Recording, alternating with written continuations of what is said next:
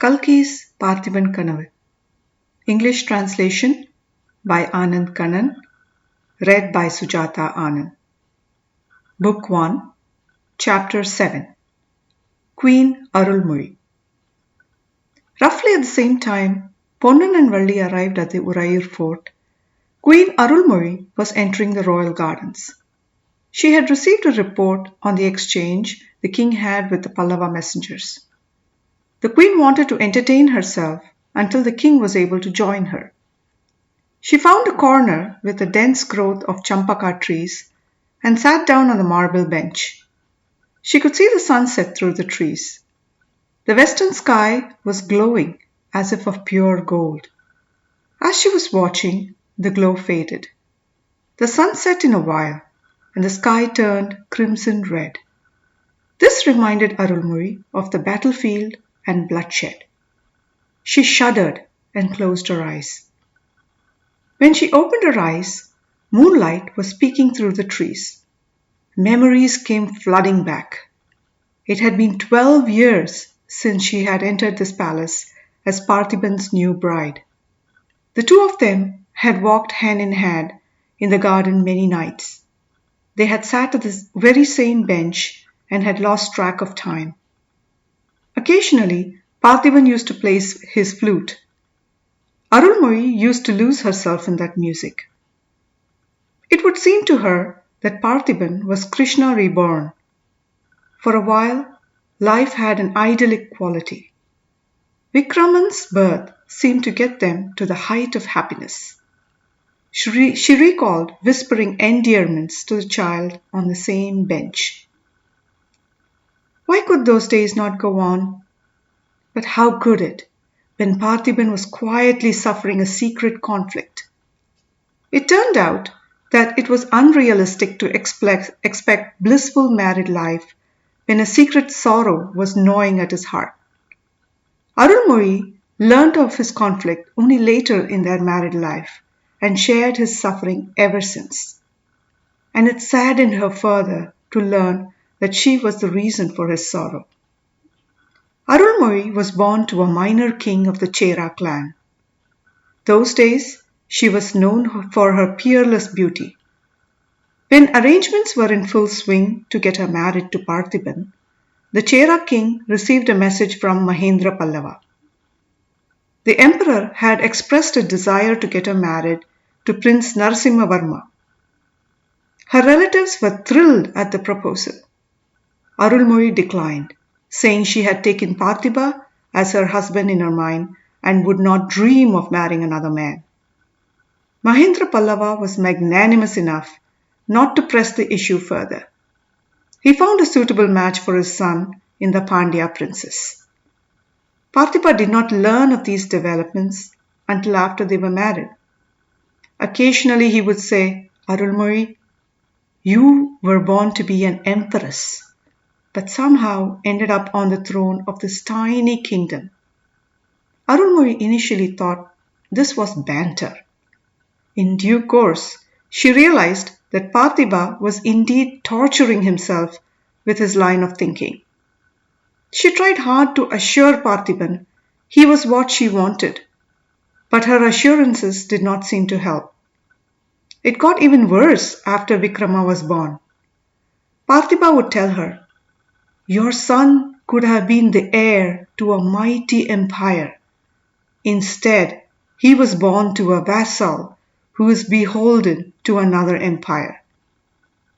Another time he said, "I can't reward your son with an independent crown, but I will give him the pride of being the son of a brave warrior." It was now time to redeem that pledge. It would have been better if she was able to follow the brave queens of the olden days who gave up their lives along with their warrior husbands. Parthiba forbade such thoughts. He wanted her to bring Vikrama up as a brave warrior. She broke out in sobs with these thoughts.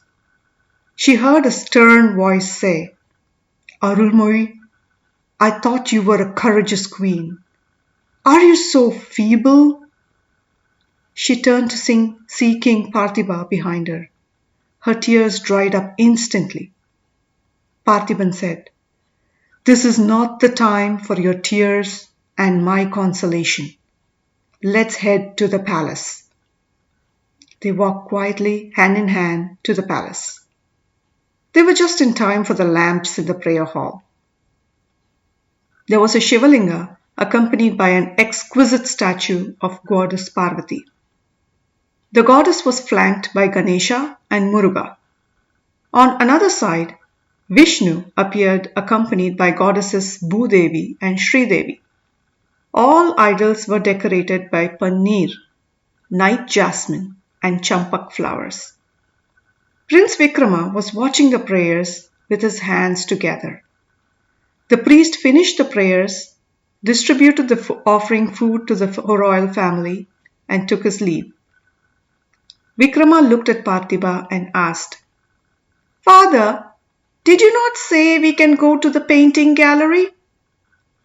"Yes, you should go ahead. I will be right there." After the prince left, the king pointed to a long wooden chest kept at the feet of Vishnu deity and addressed the queen. "My dear, you have asked me what is in that box several times, and I have promised to tell you at the right time. Now is the time. The box contains the timeless and priceless treasure of the Chola clan. Let me show you." He opened the box, which contained a handsome sword and a bundle of palm scrolls. The sword had a brilliant golden handle with embedded gems. The blade was gleaming, indicated it had been sharpened, well oiled, and challenged the brilliance of its handle. By contrast, the palm scrolls looked really old. Parthiba said, "My queen, this sword is all the way from the famous kings from the time of the ancient Cholas. Emperors Karikalan and Nedumuri wore this sword with pride and ruled this country. The scroll contains the gift, the Tirukkural, from the divine poet of this land. These two are the priceless treasures of our clan. You have to protect them until Vikrama comes of age and hand them over to him. Arulmozhi, my dad wore this sword, but I did not. Being a minor vassal, I could not bring myself to carry the sword that came all the way from the times of Karikalan and Nedumuri.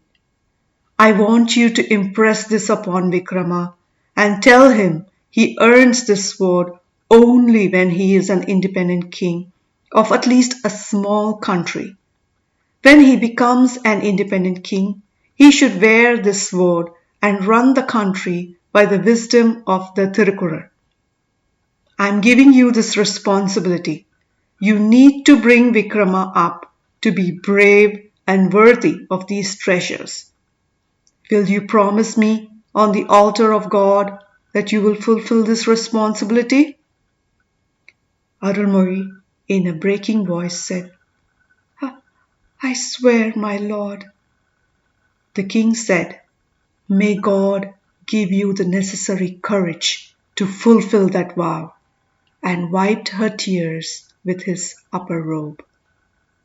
End of chapter 7. Thank you for listening.